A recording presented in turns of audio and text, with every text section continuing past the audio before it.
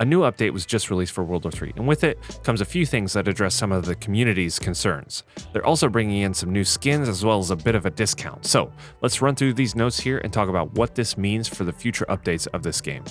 My name is Tacti, and to stay up to date with World War III and other first-person shooters, hit that subscribe button.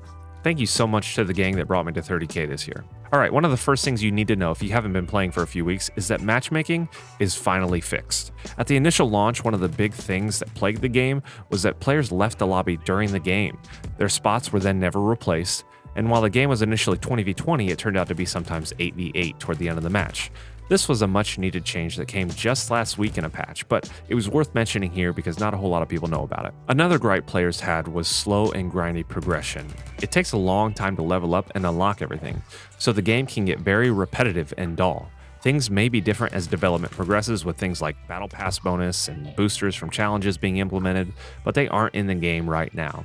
Instead, this patch brings a 50% boost to both player and weapon XP, so you can level up a bit quicker and get those weapon attachments sooner. The challenges are still helpful in this as well, they just don't have the boosters implemented as far as I know, so definitely go complete those challenges and then add that extra 50% XP boost to that. And also a quick tip here, if you're grinding out a gun, just make sure you have it equipped in both the primary and secondary slots to get that passive and active XP. Just a quick way to level up those guns. Moving on, they've also added new content to the game. I use that term very loosely. The Moscow Senate Team Deathmatch map. We've seen it before in previous builds and now it returns. You'll see it here in the background of this video, but the map hosts some long hallways on the second floor with a large death trap in the middle of the first floor. I tend to avoid this area at all costs. It's a fairly small map with extra close quarters, so you may be able to shoot some baddies out of the window across the way every now and then. I like the new map addition, of course, new content is always great, but this is something that we've seen before. Hopefully during the closed beta period, we'll get to see some other new maps that we haven't seen before, and some new game modes. I really want Smolensk to make a comeback. That was in the previous build, that's a very large green map, but we're still waiting for that, so hopefully that comes soon. I do have my worries though when it comes to updating this game with new content because it's taken a month to add this in and it also took about 3 weeks just to fix matchmaking. It's that little bit that concerns me, but for all I know, matchmaking is a very hefty problem to deal with on the back end, so I guess we'll just have to see how everything unfolds. But along with these additions, they're trying something new when it comes to balancing TAC ops. This mobile spawn vehicle used to have a turret on it. They've removed it now because I think people just started using it as another attack vehicle.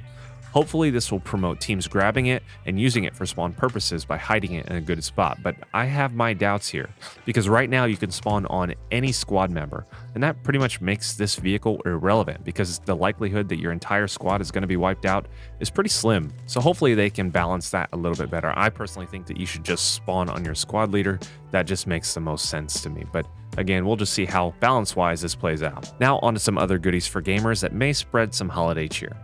First off, if you have the game or buy into the closed beta before December 31st, you get a new set of wheels. Well, tracks. The White Wolf T72 blueprint. This isn't it. They haven't released a picture of that, so imagine this, but white or something. Now, why would you guys put this out there and not include a picture of it? But if you want to buy into the beta at a discount, they're offering the private packs for 15% off starting December 22nd. So instead of $15, it'll be about $13. You also get the T72 White Wolf as well. So that's good for you, and you can buy like a bottle of Dr. Pepper with all that money you just saved. Also, if you decide you want to pick up the game, use my link down below. I'll just get a small commission off of that. But obviously, if you don't feel like buying into a beta, don't buy it.